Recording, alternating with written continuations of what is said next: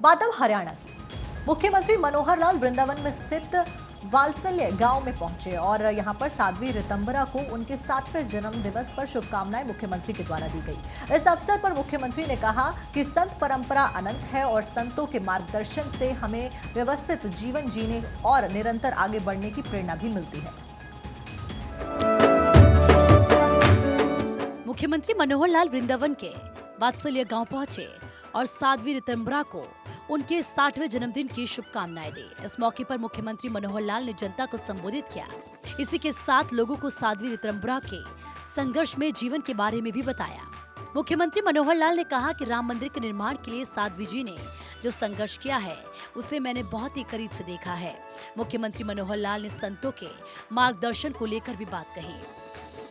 संत जनों के प्रवचन में सुन रहा हूँ, यहाँ हर प्रकार के विचार रखे जा रहे हैं। सेवा की बात भी वात्सल्य ग्राम में, इससे बड़ा तो और सेवा का कोई केंद्र मिल नहीं सकता।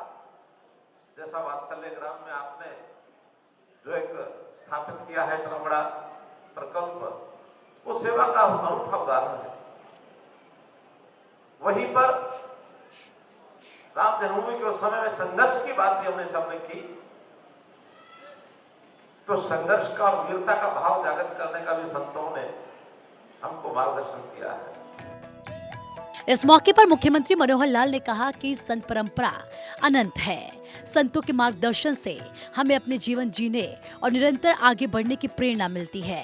आदिकाल से ही संतों द्वारा समाज को अच्छे संस्कार दिए जा रहे हैं। मुख्यमंत्री ने कहा कि वृंदावन का ब्रिज भगवान श्री कृष्ण की जन्मभूमि है, जहां पर कृष्ण जी ने अनेकों लीलाएं रची। हम शासन करने वाले लोग इन चीजों को केवल आप जो प्रोग्राम देते हैं, नीतियां बनाते हैं, उसको आगे बढ़ाने का तो काम हम करते हैं, क्योंकि इतना समय हमारे पास नहीं होता कि जो मार्गदर्शन यानी आप करते हैं उनके ऊपर बहुत विचार कर सके। हम कानून बनाते हैं, नीतियां बनाते हैं, सब कुछ करते हैं, लेकिन उसकी धारा जो उसी दिशा में होती है जो धारा आप तय करते हैं। मुख्यमंत्री ने कहा कि वात्सल्य गांव में साध्वी ऋतंभरा सेवा का अनोखा काम कर रही हैं और मानव जाति को जागरूक कर रही हैं। यहाँ हमें आध्यात्मिकता की प्रेरणा मिलती है। भगवान कृष्ण जी ने जिस लीला के नाते से अपनी प्रसिद्धि प्राप्त की है इस भूमि में, हम सब लोग जानते हैं। और इसके बाद सारे देश में जिस प्रकार से उन्होंने गुजरात से लेकर के और कुरुक्षेत्र तक भगवान कृष्ण की लीलाएं, महाभारत का युद्ध, श्रीमद् भागवत गीता का संदेश, और एक ऐसा प्रसंग दुनिया में कहीं नहीं मिलता कि युद्ध में जीवन जीने का सार, कि जीवन कैसे जिया जाए, युद्ध भूमि बताया जा रहा है। इस दौरान मुख्यमंत्री ने राम मंदिर के बारे में बड़ी बात भी कह दी। मुख्यमंत्री ने कहा कि हमें सालों से जिसका इंतजार था, अब वो दिन आने वाला है। आने वाली 22 जनवरी को अयोध्या में रामलला आने वाले हैं। हम सभी 22 जनवरी को दिवाली मनाएंगे। राम जन्मभूमि के ऊपर भव्य मंदिर के निर्माण की बात हो रही है। 22 जनवरी का वो दिन आने वाला है जिसकी वर्षों से इंतजार है, वर्षों से इंतजार है।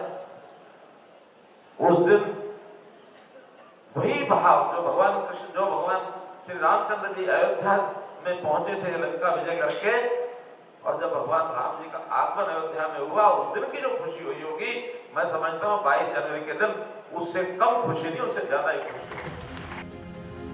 मुख्यमंत्री मनोहर लाल ने युवाओं को नशे की लत को लेकर गंभीरता जाहिर की। उन्होंने समाज को स्वस्थ बनाने के लिए भी बात कही।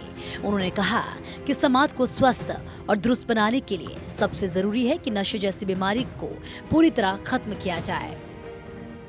देश के प्रधानमंत्री जी ने 2014 में जब मैंने सबसे पहले मुख्यमंत्री का दायित्व संभाला, तो उन्होंने फोन करके कहा कि बहुत बड़ा ऐसा एक रोग, ऐसी एक समस्या, ऐसा एक कलंक हरियाणा पर लगा हुआ, उसको दूर करना है। कार्यक्रम के दौरान मुख्यमंत्री मनोहर लाल ने प्रधानमंत्री की आवाज को आगे बढ़ाया। मुख्यमंत्री मनोहर लाल ने कहा कि हरियाणा की पवित्र भूमि से प्रधानमंत्री नरेंद्र मोदी ने बेटी बचाओ बेटी पढ़ाओ अभियान चलाया था, जिसकी वजह से हरियाणा में अब बेटियों की संख्या 871 से बढ़कर 932 हो गई है और हमारा लक्ष्य है कि हम इस आंकड़े को 950 तक लेकर जाएं।